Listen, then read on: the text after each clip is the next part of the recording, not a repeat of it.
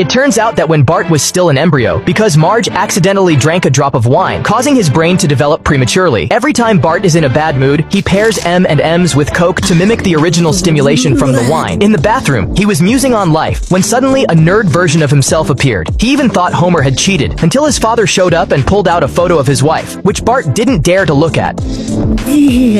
After asking, he learned his name was Simon. The entire hotel belonged to his family, which made Bart very envious. But Simon also had troubles of being rich. He wanted to swap lives with Bart, who seemed very hesitant. Oh, pretty attached to my family, and... Get out here, boy! Deal. They started swapping clothes and exchanged information about their respective families. Bart naturally got into the luxury car, rolled down the window, and saw Simon being scolded by Homer. Driver, laugh at those people for me. My pleasure, sir.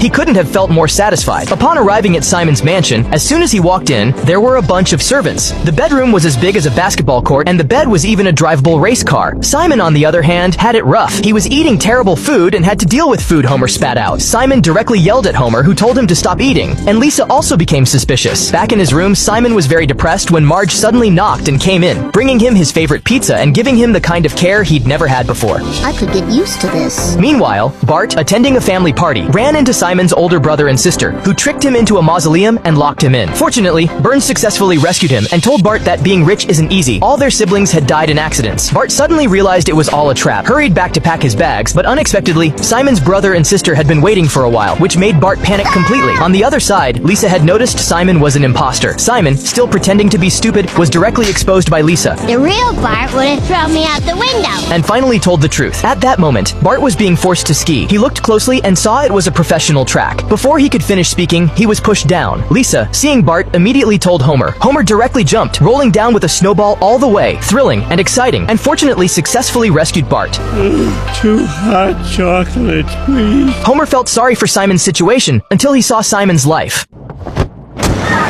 Take me with you. I'll be anything and everything you want. Don't leave me here with them!